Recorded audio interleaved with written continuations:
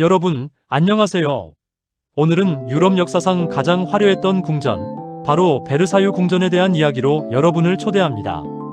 그것도 그냥 베르사유가 아니라 태양왕 루이 14세와 그를 둘러싼 수많은 여인들이 사랑했던 그야말로 로맨스의 향연이 펼쳐졌던 베르사유 궁전에 대한 이야기예요. 상상만 해도 벌써부터 흥미진진하지 않나요? 베르사유 궁전 하면 어떤 이미지가 떠오르세요? 아마 황금빛으로 번쩍이는 거대한 건물, 끝없이 펼쳐진 정원, 그리고 화려한 축제 같은 모습들이 머릿속을 스쳐 지나갈 거예요. 맞아요. 베르사유는 단순한 왕궁이 아니었습니다. 이곳은 루이 14세의 권력과 야망, 그리고 그에 넘치는 예술적 감각이 집약된 결정체였죠. 특히 왕의 개인적인 삶, 그 중에서도 여인들과의 관계가 베르사유의 역사를 더욱 풍성하고 흥미롭게 만들었답니다. 자, 그럼 시간 여행을 떠나볼까요?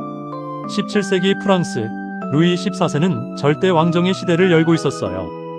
그는 자신의 권력을 과시하고 귀족들을 통제하기 위해 기존의 작은 사냥용 별장이었던 베르사유를 거대한 궁전으로 확장하기 시작했죠.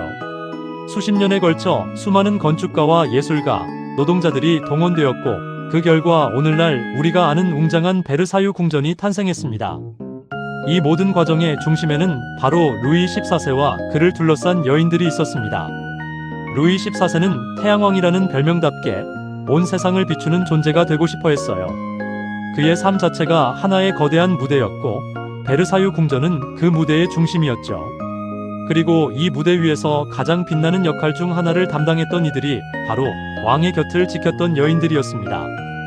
물론 역사책에 이름이 오르내리는 유명한 인물들도 있지만 우리가 상상하는 것 이상으로 수많은 여성들이 베르사유의 복잡한 정치, 사회, 그리고 개인적인 드라마에 깊숙이 관여했습니다. 가장 먼저 떠오르는 인물은 단연 루이 14세의 첫 번째 연인, 루이즈 드라 발리에르일 거예요. 처음에는 왕비의 시녀로 입궁했지만 순수하고 아름다운 그녀에게 루이 14세는 푹 빠져버렸죠. 왕은 그녀를 공개적으로 총애했고 라 발리에르는 왕의 아이까지 낳았습니다. 하지만 왕의 변덕스러운 마음은 오래가지 못했어요. 화려한 궁정 생활과 왕의 끊임없는 관심은 그녀를 행복하게 해주기보다는 오히려 고통스럽게 만들었고 결국 그녀는 모든 것을 버리고 수도원으로 들어가 버립니다. 베르사유의 화려함 뒤에 숨겨진 개인적인 고뇌를 엿볼 수 있는 대목이죠. 라 발리에르의 뒤를 이은 이는 더욱 유명한 인물, 마담 드 몽테스팡 후작 부인입니다. 그녀는 라 발리에르와는 정반대로 매우 똑똑하고 야심찬 여성이었어요. 아름다움뿐만 아니라 뛰어난 재치와 정치적 감각까지 갖춘 그녀는 루이 14세를 사로잡는 데 성공했고 무려 10년 이상 왕의 총애를 받으며 막강한 영향력을 행사했습니다. 몽테스팡은 베르사유 궁정의 패션과 문화를 주도했으며 그녀의 저택은 파리의 사교계 중심지 역할을 하기도 했죠. 심지어 그녀는 왕의 아이들을 낳아 서자녀로 인정받게 하는 등 정치적으로도 상당한 성공을 거두었습니다. 하지만 이 모든 영광의 이면에는 그림자도 있었어요. 왕의 총애를 유지하기 위한 끊임없는 경쟁, 그리고 결국 그녀를 몰락시킨 독극물 사건은 베르사유 궁정의 어두운 면을 보여주는 대표적인 예입니다. 이 사건은 당시 프랑스 사회 전체를 뒤흔들 정도로 큰 파장을 일으켰죠. 하지만 루이 14세의 사랑은 여기서 멈추지 않았습니다. 몽테스팡이 몰락한 후 왕의 곁에는 또 다른 여인이 나타났으니 바로 프랑수아즈 다비뇽 부인이었습니다. 그녀는 몽테스팡과는 달리 조용하고 검소한 성격이었어요.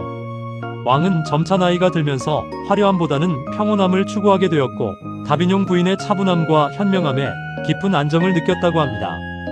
그녀는 몽테스팡처럼 공개적인 총애를 받지는 않았지만 왕의 신임을 얻어 왕의 자녀들을 돌보는 역할을 맡았고 사실상 왕의 마지막 연인이자 정신적인 지주 역할을 했습니다. 나중에는 왕과 비밀리에 결혼까지 했다는 이야기도 전해져 내려오죠. 이 외에도 베르사유 궁전에는 수많은 여인들이 있었습니다. 왕비 마리 테레즈는 정치적인 이유로 결혼했지만 왕의 사랑을 받지 못하고 쓸쓸히 궁정 생활을 해야 했죠. 왕의 동생 오를레앙 공작의 아내였던 엘리자베트 샤를로트 폰 팔츠 같은 인물들도 있었습니다. 그녀는 독일 출신으로 프랑스 궁정에 적응하며 여러 편지를 통해 당시 궁정 생활의 생생한 모습을 기록으로 남겼죠. 이런 인물들의 삶을 통해 우리는 베르사유 궁전이 단순히 왕과 그의 연인들만의 공간이 아니라 수많은 여성들의 욕망, 사랑, 야망, 그리고 좌절이 뒤얽힌 복잡한 인간 드라마의 현장이었음을 알 수 있습니다. 베르사유 궁전은 단순히 아름다운 건축물이 아니었어요. 이곳은 당대 프랑스 최고의 예술가들이 모여 왕의 영광을 찬양하는 무대였고, 정치적 음모와 암투가 끊이지 않는 권력의 중심지였습니다.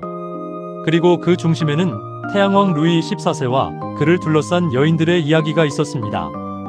사랑과 질투, 야망과 배신, 그리고 화려함 속에 숨겨진 인간적인 고뇌들.